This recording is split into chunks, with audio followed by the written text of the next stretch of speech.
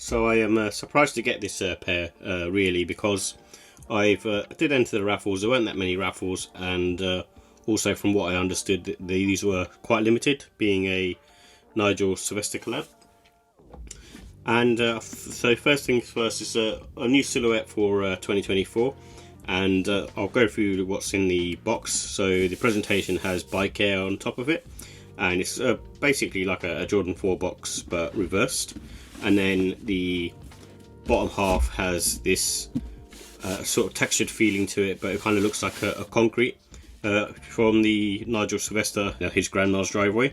So it's like that concrete floor that's got, and it's the texture on there is sort of representing that as well. So it's got a sort of rough texture going on. And then inside you've got the stickers that come with it. So this is mainly for your bike to put onto your bike. So which is a nice thing really. I do remember this as a like as a kid, having stickers that I put on my own bike, and so that's a nice sort of nod to the past. And I used to love riding my BMX back in the day. And then also you get an extra pair of laces, which is white, which I think look quite nice in the trainers, in all honesty. And then in the box itself you get this shoe paper that is got Nigel Sylvester on there as a young kid riding a bike, which is again, nice touch, and it's a nice way to tell the story as well of the particular trainers. But like I say, I wasn't expecting to get these, because I thought that the trainers themselves were one of those ones where, like I said, because they are limited, it's not to be expected that you're gonna get them, because I think there probably was about 5,000 pairs or something similar to that anyway. But I'm kind of glad to have them. I suppose it wasn't my first choice of sneakers that I'd look to grab this year, but still, it's nice to have them for retail, especially because of the price. And at the end of the day, so a remastered Jordan 4. So, but what I mean by that is it's using the same outsole midsole tech that you'd see in the Jordan 4, which is quite old now. So I'm not sure why they used this particular midsole and outsole combination. I know it's for action sports, and Nigel Sylvester being a BMX rider, I know for that reason that he has worn these in the past, and that's what he said. That's what he said on the Complex podcast, which is a good way for me to sort of find out the context behind the sneaker as well. So for me, it was like one of those ones where they kind of sort of mentioned the Complex podcast that they had this TPU panel going around, which is different to the Jordan 4, and obviously the upper's pretty much different to the Jordan 4 apart from the mudguard and toe box area. But this TPU panel was supposed to represent a bicycle frame, or have sort of influence from that. And to be honest, I can't really sort of picture that too much. It's one of those ones where I guess you have to take it for what they say. I'm sure there's a meaning behind it, but for me, I'm not getting the correlation between a bicycle frame and this particular panel. So yeah, I might be missing something. Someone else might know. And with the details, it comes in a fence green and metallic platinum and black colorway. So the fence green is obviously the top, and this is meant to be representing the fence in his grandma's driveway that was this kind of green colour. And this also has a polyurethane midsole, so it's the same as the Jordan 4 like I mentioned earlier, and it's got an airbag unit in the heel and also in the forefoot. And this is a sort of all leather and suede materials really. Obviously you've got the TPU panel on there, but pretty much all leather suede type materials, and the leather feels quite brushy, soft. And the price was £145, which I think is a good price for these. So with the comfort and sizing, these are on the firm side, so much like any other Jordan 4. I didn't feel any difference really between wearing this and any other Jordan 4, apart from maybe the ankle collar being slightly on the thicker side. And again, because it's based on the Jordan 4, it still has sort of nice arch support, and quite sort of neutral on foot at the same time. And the wearing time for these, I think it's probably a bit less than a standard Jordan 4, because you don't have the bulky mid-cut going on, and also I think there's a bit more, it's a bit more forgiving at the front of the sneaker, so the forefoot feels a bit more easier to wear, in all honesty, and straight out of the box I didn't find too many issues, and mainly to do with the tongue as well, being this sort of nylon material, and it seems to have quite a bit of flex on it, and it's got this gusset tongue going on. And I'd recommend going half size up, same as any other Jordan 4 really. I kind of have pinky toe issues in my pair anyway, and even though I went half size up, I still get a bit of pressure still here. which I haven't sorted out. And I did widen the laces. It seemed to have a bit more give, and it's not like a majorly horrible, but I do get a little bit, and maybe with once it's sort of worn in a bit, it might kind of go away. And similar to any other Jordan 4, it's got herringbone traction on there, so it's going to be perfect for, you know, walking around.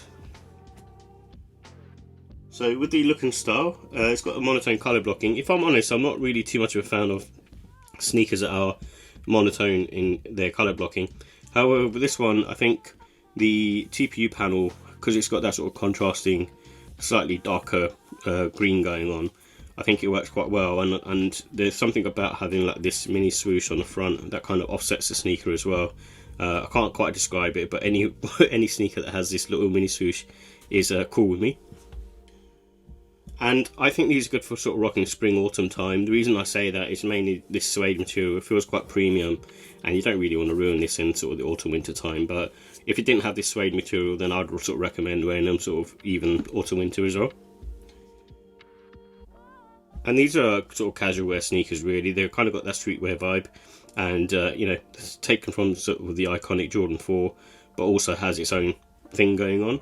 And obviously it was made for sort of action sports. I'm not sure, you know, how much, again, the context around, you know, why they chose this particular model, apart from, you know, that Nigel Sylvester used to wear Jordan 4s back in the day. But for me, I'm sure there's better, newer tech out there that can be used for BMX riding, for example. And it comes with the green laces, and there's a white lace as well, but I think maybe even sail would work in this as well. Green and sail go really well together, so I'd definitely recommend doing that. So with the final thoughts, it's got really good storytelling. As I sort of went through you know, the review, I think the storytelling on this is really great, and I like the presentation of the box, and also the sneakers, and you know, obviously hearing about it on the Complex podcast as well, around, you know, sort of Nigel Sylvester and what his thoughts were and how he, you know, put the sneaker together, which is quite nice. And I also like the materials on this as well. I think the materials are really nice. To be honest, I'm not too much of a big fan of the overall look of the sneaker, and I think that still sort of, you know, isn't 100% for me. And the comfort is the same as any other Jordan 4, so it's not like the most comfortable sneakers. There's a bit more sort of plushness to this particular model because maybe it's a collab, so the insole feels slightly better, and then you got the padded collar lining as well, which is you know, really good for sort of shock absorption and stuff as well. And like any other Jordan 4, this has, you know, I get pinky toe pressure here, so I just can't get away from that. You know, most Jordan 4s, I think the only one that didn't experience that on is the Bread Reimagines and also the Jordan 4 SBs. So with the ratings, I give the look and style 4 out of 5. Like I said, I think for me it's one of those sneakers that I like when I saw it in photos and stuff, but I wasn't wowed by it, and even having it in hand. I think this, compared to some of the other ones that are releasing, like the GR versions, this is more of a premium one. So we'll give it that, and obviously having it in hand, you know, you can kind of appreciate it a bit more. But I still don't think it's like, you know, up there. I think the Nike could have tried, or Jordan brand could have tried harder, with, especially with the midsole outsole tech. They don't have to choose a Jordan 4, but it seems a bit, you know, using sort of old recycled tech to, you know, produce a newer sneaker, which sometimes isn't the greatest thing to do in my opinion. And the comfort, I'm going to give it a 3. I think it's much like any other Jordan 4 really. I mean, it's not like it's horrible, but it's just you know, very sort of standard stuff really. You're not going to get anything too special in this, and like I said, this one's got slightly more premium material, so it feels a bit nicer on feet. And the quality, I'm going to give it a 5. Like I said, the overall presentation, the packaging, the stickers, you know, all for sort of £145, which then kind of leads me to believe that if this is a new silhouette that's released at £145, why are they charging, you know, £200 for a Jordan 4, which is near enough sort of 35, 40 years old? So I'm not sure, you know, what's going on there, but and that kind of sort of then brings me to the pricing of, you know, it being too much money for, you know, just buying a standard Jordan 4. And if these RMs are coming in at £145, that's quite a lot of saving, you know, to be had, of like £55-60. Granted, it's not the same as a standard Jordan 4, but, you know, I'm not sure why there's so much of a price discrepancy, but I'm kind of liking that they've gone for a lower price with these, and I think that makes it a lot more accessible for other people to, you know, sort of look into the sneaker and see what they think and whether they like it or not.